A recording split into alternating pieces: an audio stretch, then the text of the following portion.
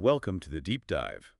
We sift through stacks of information articles, reports, meeting minutes to pull out the key insights, basically giving you a shortcut to being genuinely informed. Today, we're tackling something that, might seem a bit dry on the surface. A city council meeting. Right, but these meetings are often where the real action happens, the decisions that directly shape your everyday life. Exactly. So our mission today is to unpack the Gilroy City Council meeting from August 4th, 2025. We've got the sources, and we're going to extract the most important bits, the surprising facts, basically get you up to speed on critical local choices. From roads to regional plans, yeah. Okay, so you might think council meetings are just piles of paper, but really it's about the people making the decisions and sometimes the unexpected ways local government touches our lives. Definitely. And the first thing that really stood out from this Gilroy meeting was, well, all the new faces joining the city team. Yeah, quite a list. It really shows growth, and the ongoing need for people in these municipal roles. You see the human side of governance right away, people stepping up to serve. And they seem focused on building for the future, too. Like in the police department, Summer Jimenez is joining. Ah, yes, her background's interesting. Bachelor's in psychology, but also over 2 years dispatching for 14 different police agencies. 14, wow. Yeah, and she became a trainer there, too. Plus, the human touch, 2 young kids. And they also brought on Giselle and Leah Uh, to help with things like Project Thrive and community events. right, National Night Out, Party in the Park, important community outreach stuff. And it wasn't just the PD. Public Works got Pamela Brown, right? Yeah. Moved up from Southern California. Yeah, worked for Riverside City and County down there. And apparently there's a nice little connection to Gilroy. Her mom always wanted to visit. Loved the Garlic Festival. That's a nice touch. And interns, too. Investing in the next generation. Absolutely. Valerie Aguilar, she's a civil engineering student at San Jose State getting a real-life experience in public works. That's great. And Joab Hinsta in finance. Yep, a recent Santa Clara Uni finance grad, volunteering his time on different projects. You hear that enthusiasm in the meeting notes. Great to see their energy. Great to build the bench for the future. Clearly positive. Okay, so speaking of dedicated public servants, this next part was really interesting.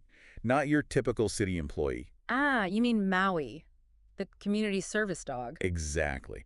Who knew local government involved adorable four-legged public servants? This program started back in February 2025. And it's a fantastic example of how, innovative, pretty low-cost ideas can have a huge positive impact. How low cost are we talking? Well, in the first 6 months, the whole thing cost just over $4,300.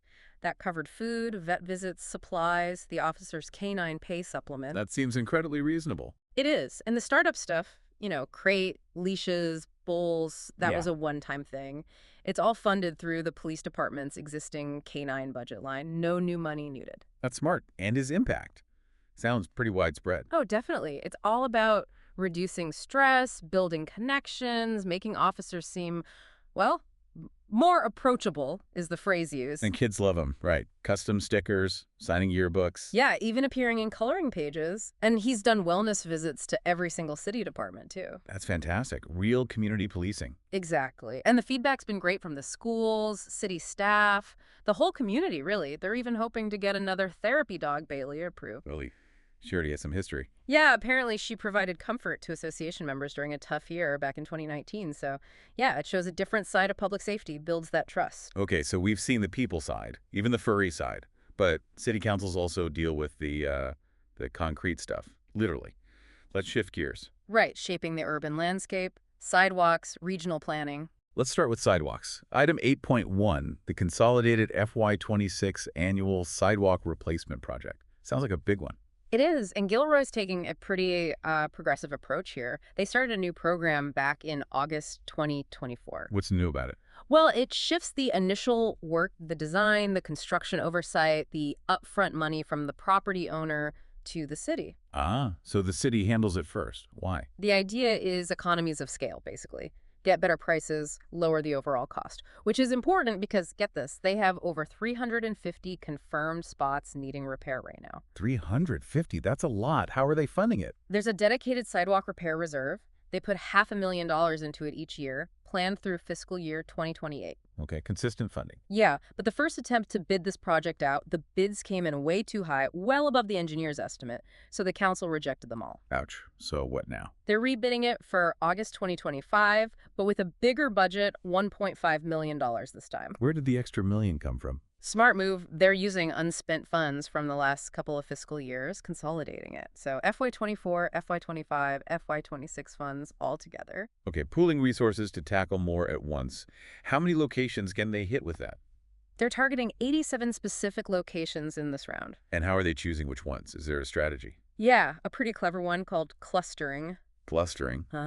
So say you have a property that needs immediate repair. They bundle it with other nearby locations, even if those aren't quite as bad yet. Why do that? It lowers the cost of getting the contractor out there, mobilization costs, fix more properties in one go, basically stretch the budget further. Makes sense. Like on Owsley Drive, they mentioned fixing a couple less urgent ones because they were near others that were critical. Exactly. 1383 and 8635 needed work, so they're doing 8622 and 8532 at the same time since they're right there. Smart. Any focus areas? Yeah, they highlighted high-traffic pedestrian areas, like 14 spots on 9th Street Valley Forge near Glenview Elementary and Gilroy High, and another 4 near Orchard Drive. Safety focus. Good call. And residents know if their sidewalk is on the list. Yep. They were notified back in March about being included and what their estimated out-of-pocket cost might be eventually. Okay, but wait, there's also a change allowing homeowners to do the work themselves now. Yes, that's a significant policy update. If a property owner prefers, they can hire their own licensed contractor to do the required work. Do they still need city approval? They need an encroachment permit, but the city actually waives the fee for that. The work just has to meet city standards. That's a really practical option, empowers residents, saves the city some hassle, potentially. Exactly, as long as standards are met. Okay, so that covers the local paths. But the meeting also touched on much bigger regional stuff. Councilmember Hilton's report, right? Plan Bay Area 2050. Yeah, that's the huge long-term blueprint for the entire Bay Area. We're talking growth and investment all the way out to 2050. How much growth are we talking? The plan looks at accommodating over 900,000 new households and more than 1.3 million new jobs across the region. Wow. How do they even develop a plan like that? It involved 2 years of really extensive planning and public input, over 40 pop-up workshops, 3 big region-wide surveys. Cool, lots of engagement. Definitely. And this plan directs where over, wait for it, $1.4 trillion in investment goes. Trillion? For what? Transportation, housing, economic development, environmental resilience. Basically shaping the future of the Bay Area. Okay, huge scale. And part of that future is clean energy, right? Right. Silicon Valley Clean Energy, SVCE. Exactly. SVCE is the community choice energy provider for this area. They handle getting the power, entering into contracts. Over the last 7 years, they've signed $4 billion in power purchasing agreements. What's their goal? 100% clean energy. Right. Keeping costs down and, following all the state rules. Are they on track? Seems like it. They've already procured over 105% of the clean energy needed for 2025 and 2026. And they've locked in long-term renewable contracts to meet state mandates. That sounds pretty secure. But energy markets can be volatile, right? How stable is SVCE financially? Good question. They actually did a stress test analysis recently. A stress test? Yeah. Like for banks? Sort of, yeah. They simulated really bad scenarios like prolonged energy price collapses, recessions, regulatory shocks, major financial hits. And how do they do? The analysis showed their reserves and their risk strategies are strong enough to handle those kinds of major shocks. That's reassuring. It really is. It shows that kind of long-term thinking, building resilience into the system. These regional plans might seem distant, but they directly impact Gilroy's quality of life and economic future. Right. So we've gone from sidewalks to trillion-dollar regional plans. Let's bring it back down to, ground level again. Sometimes local government is about very immediate things, like weeds. Ah, yes. The Weed Abatement Program, Item 6.1, sounds mundane, but it's actually a really important annual safety process. Safety? How so? It's about clearing overgrown weeds and refuse, primarily to prevent fire hazards, especially in dry seasons. Also helps with general neighborhood appearance, of course. It's mandated by Gilroy City Code, Chapter 12. And if property owners don't comply? There are costs. First, an inspection fee, $105 just for being on the list.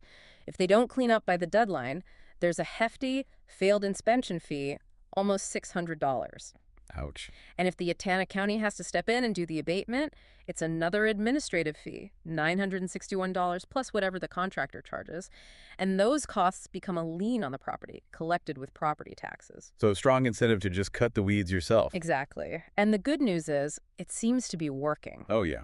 Fewer properties on the list. Significantly fewer. This year, 121 properties. Back in 2016, it was nearly 300. So compliance is definitely improving over time. That's a positive trend.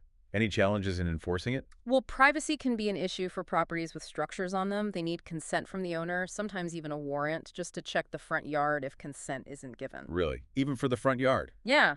Though they can address weeds visible from the public right-of-way, and people can report problem properties through the See Click Fix platform. Is there a way for owners to get off the list faster if they make an effort? Yes, absolutely. If owners show they're trying to prevent regrowth, maybe putting down weed block, doing some landscaping, they can potentially get removed from the annual notification list sooner. Like that church property example. Right, the Sooner property.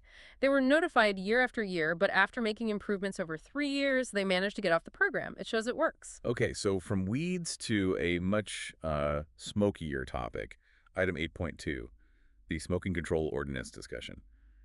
Sounds like it's stirred up some debate. It certainly did. This wasn't about making a final decision yet, more about the city council exploring options and giving direction to staff. Options for what exactly? Modifying the existing smoking pollution control ordinance and the rules around tobacco retailer permits, or TRPs. There was even talk of a potential moratorium. What are the current rules in Gilroy? Well, they've already banned smoking in city parks since 2021. And in multi-unit housing, inside units, common areas, and within 25 feet of openings, that's been in place since 2024. Okay, so some restrictions exist. What about selling tobacco? Businesses need a TRP for each location. It has to be displayed, and obviously no sales to minors. Right. Any location restrictions? Yes, a key one is that TRPs are prohibited within 1,000 feet of schools. But, and this was explicitly clarified, there's no rule right now about how close tobacco vendors can be to each other. No density restriction. Ah, okay. And the permit fee? It's $100 a year, but that was set way back in 2014, so there's a question if it still covers the actual cost of running the program. So the council is thinking about changing things. What kind of changes? Staff was looking for clarity on goals, but potential strategies discussed included expanding smoke-free zones, maybe outdoor dining, building entryways, service lines. What else? Considering restrictions on selling types of products, maybe vaping products specifically, which other cities in the county have done. Increasing that TRP fee, Yeah. using zoning to limit where new tobacco shops can open. Zoning, okay. Any other tools? Yeah, controlling storefront advertising, maybe increasing the fines for violations, a whole range of possibilities. And it sounds like council members had different ideas about the best approach. Definitely different perspectives. Some were really concerned about the number of smoke shops. They made a distinction between general tobacco retailers and dedicated smoke shops. How many do they think there were? One estimate was at least 6. These council members leaned towards a moratorium on new smoke shops. Why a moratorium? To give the city time to study the issue, figure out what an appropriate density of these shops would be. They mentioned Campbell having 42 shops before putting in a moratorium. So public health focus there, especially for young people. Exactly.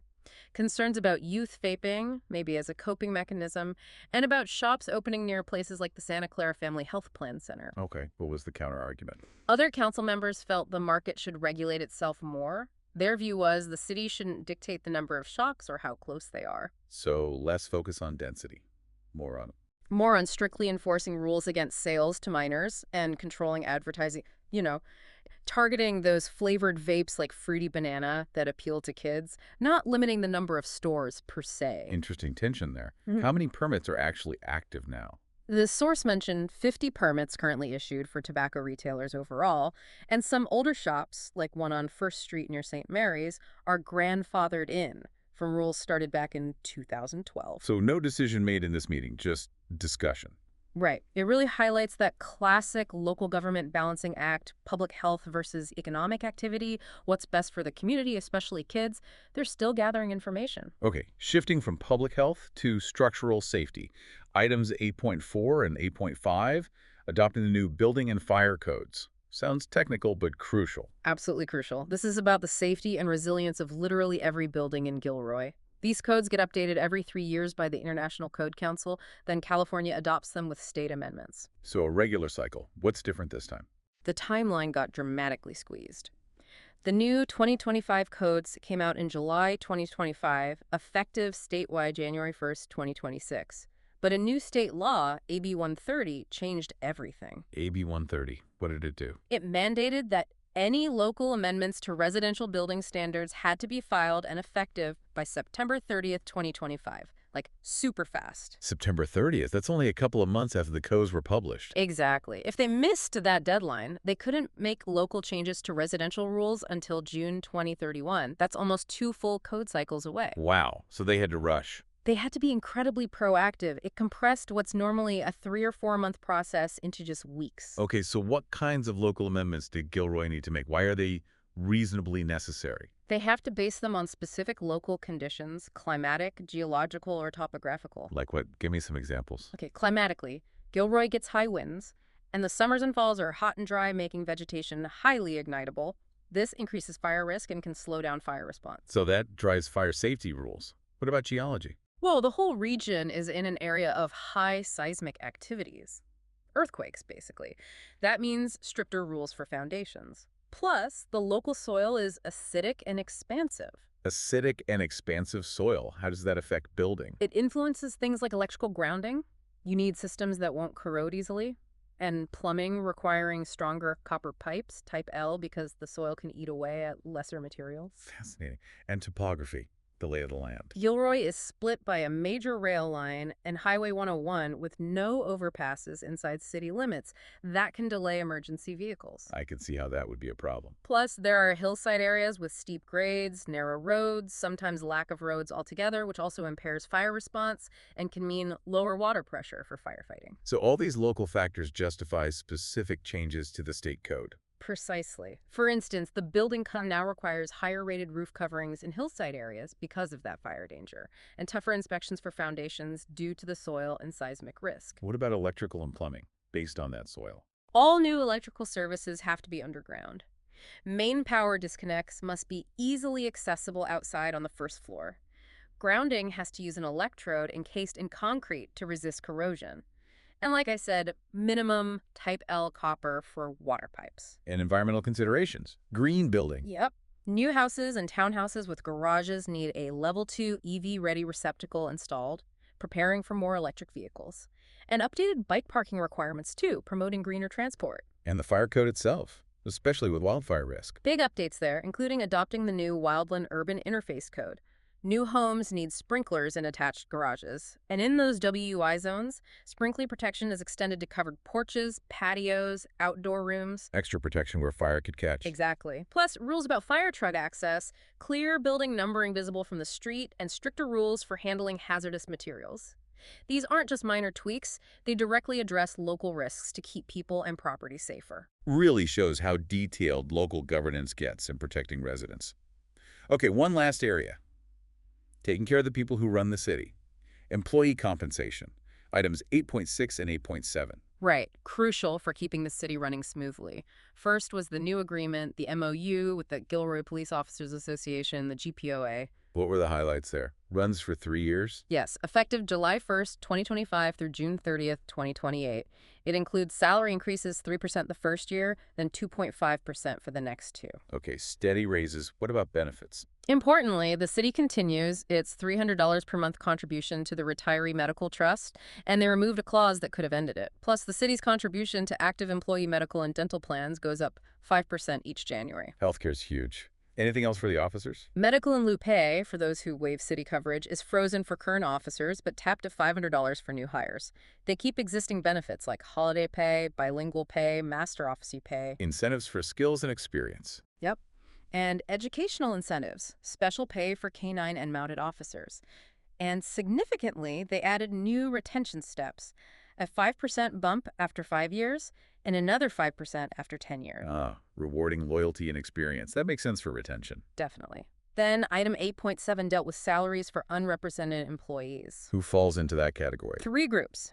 Mid-management confidential appointed staff, part-time temporary folks, and the department heads. And they got similar updates. Mid-management got similar percentage raises as the GPOA, plus the increased medical dental contributions. They also get a one-time $1,000 payment if they waive medical coverage.